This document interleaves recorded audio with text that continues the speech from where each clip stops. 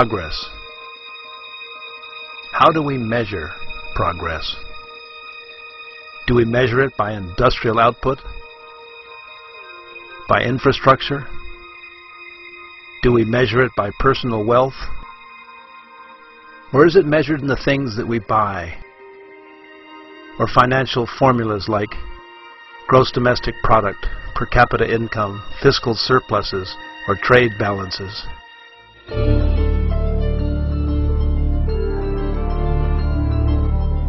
But what if there was a place where none of these things really mattered? Where there didn't need be 2 cars in every garage? Where there wasn't a wide plasma screen TV in every room? Where the infrastructure was adequate and improving? A place where food was natural and water was plentiful and drinkable right from the tap? Where 4 seasons existed and the temperature in winter barely left frost on the ground, and the temperature at the beach in the summer rarely surpassed 85 degrees Fahrenheit. Where prevailing winds cleaned the air, eliminating all pollution, and rivers provided adequate electricity for nationwide broadband internet service and industrial power. Where a wide variety of food and fruit were produced locally and delivered fresh to local stores and corner street vendors. Food, real food. Tomatoes that tasted like tomatoes, lemons that stung like bees, and meat from Hereford cattle that could be cut with a fork and served with buttered baked potatoes, sour cream, and fresh chives. A place where every city block boasted its own fruit stand, bakery, laundry service, and eatery, and people actually said hello when passing on the street. This place does actually exist.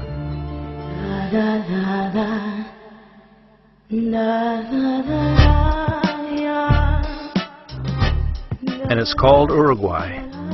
It's located on the Atlantic coast of South America, tucked between Argentina to the south and Brazil to the north.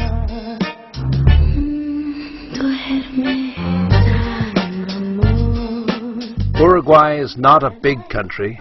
It's about as big as Washington State in the U.S. and proudly boasts a population of only 3.3 million people, about the same as Berlin, Germany, and uncannily resembles the shape of Utopia as mapped by Sir Thomas More in 1895.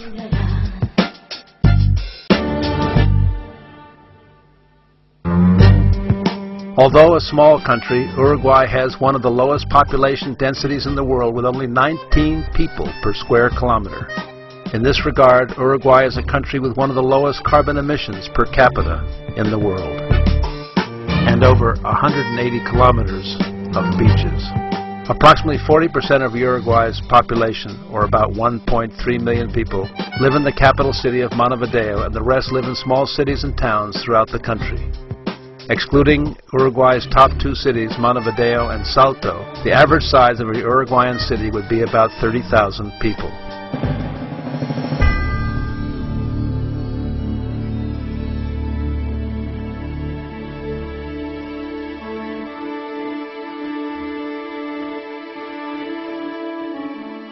There's nothing really special about Uruguay. It doesn't have the big mountain ranges like Chile, Bolivia, Peru, and Colombia. And although on the Atlantic Ocean, Uruguay doesn't have any big waves for surfing like Hawaii's Waimea or Peru's Pico Alto. It doesn't have any big movie stars like Mexico's Cantinflas or Hollywood's Latin lovers, Anthony Quinn or Rudolph Valentino. Its neighbor to the north, Brazil, has a landmass and economy almost 50 times that of Uruguay. While Argentina, its neighbor to the south, plays the role of big brother, sharing a language, European bloodlines, and the romantic folklore of the gaucho. On the contrary, Uruguay is the smallest Hispanic country in South America.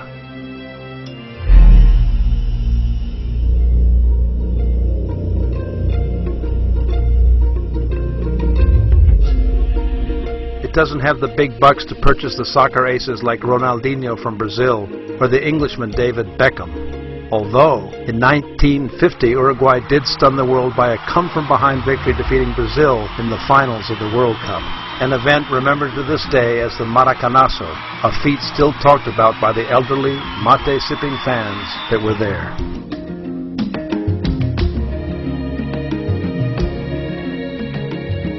No, Uruguay is nothing really special, nothing fancy. Just a quiet little country that's unaffected and natural. A country with well-aligned priorities which are firmly based on family, community, and quality of life. A country that in 2008 had the second highest literacy rate in Latin America after Cuba, a life expectancy of almost 80 years, and considered by the United Nations as the 9th greenest and most livable country in the world, behind the likes of Sweden and Austria. According to Transparency International, Uruguay was ranked number 1, tied with Chile, with the least corruption in Latin America in 2008. In this same year, Uruguay was ranked number 1 of the South American countries in freedom of the press by the French organization Reporters Without Borders, and by The Economist as having a quality of life reminiscent of that found in Europe.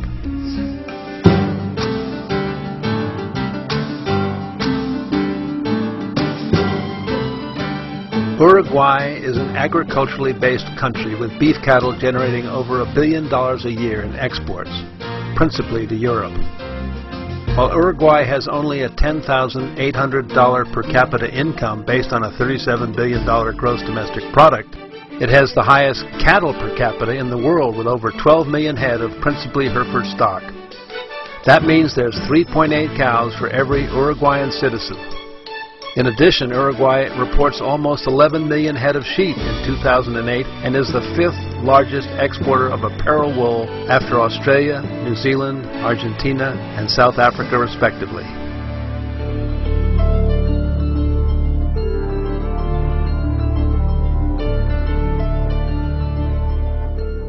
So who are these Uruguayans?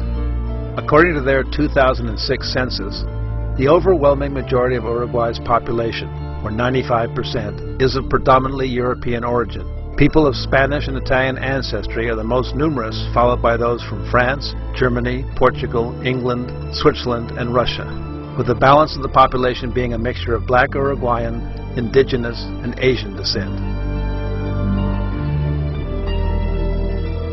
For example, the city of Colonia, now a UNESCO heritage site which boasts daily ferry service to Buenos Aires, Argentina, was settled by the Portuguese in 1680 and later developed by Swiss, German, and Austrian immigrants in the early 1800s. While the British that built the Uruguayan railroad system settled cities like Chamberlain, Barker, and Young, and the Russians that brought the sunflower seed to Uruguay settled the town of San Javier in the department of Rio Negro. The European immigration to Uruguay has heavily influenced the country's architecture, agricultural techniques, art, and culture. As a consequence, some call Uruguay the Switzerland of South America for both its banking system and pluralistic acceptance of industrious foreigners.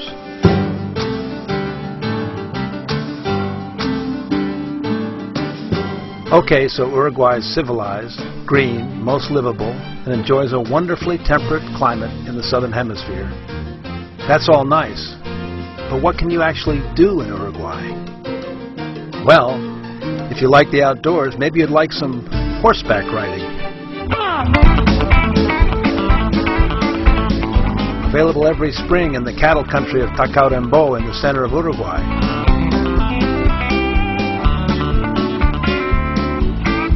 Or perhaps you might like team sports available in every small town, like soccer, rugby, or polo.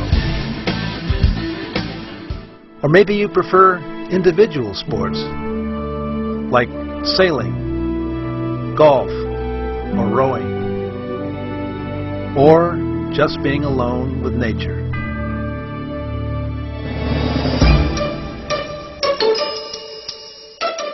Perhaps you just want to relax and enjoy a night on the town.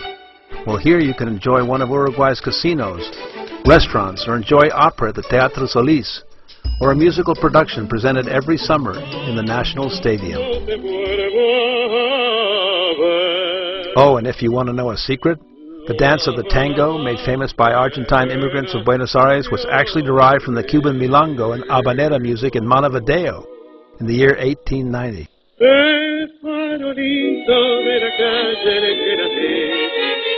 And Carlos Gardel, The legendary Argentine king of tango in the 1930s was actually born in Tacuarembó, Uruguay, according to the passport found at the site of the fateful plane crash that took his life at the ripe age of 45. A controversy that still rages between Uruguay and Argentina to this very day.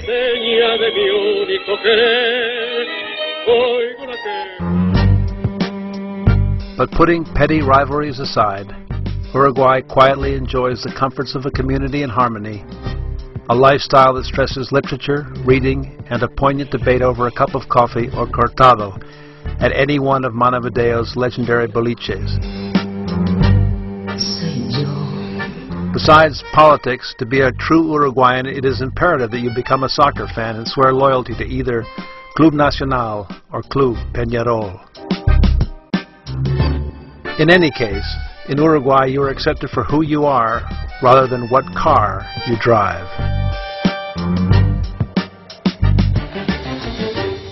Uruguay boasts a progressive democracy, outstanding and affordable health care, both private and public, and a cost of living that's less than half of any European capital.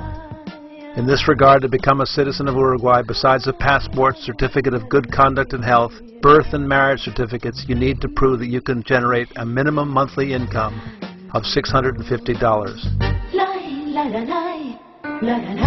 On a more practical basis, a retired couple living in Montevideo with a river or ocean view apartment can enjoy a very comfortable lifestyle on between $1,500 and $2,000 per month.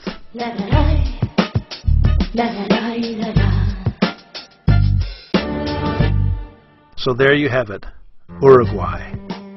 Nothing fancy, no earth-shattering headlines, no topographic wonders, no strategic raw materials, nor wars, nor conflicts. Just centuries of history, some rivers, and a people where basic courtesy and respect abound. A place where the day begins with a little sunshine, the clippity-clop hoofbeats of the horse-driven garbage collector, and the resounding call of the corner fruit vendor as he sings the prices of his daily wares. A place that makes no claim to greatness, record-breaking economic formulas, or astounding accomplishments. No, nothing like that. Uruguay boasts only the self-confidence to be just Uruguay.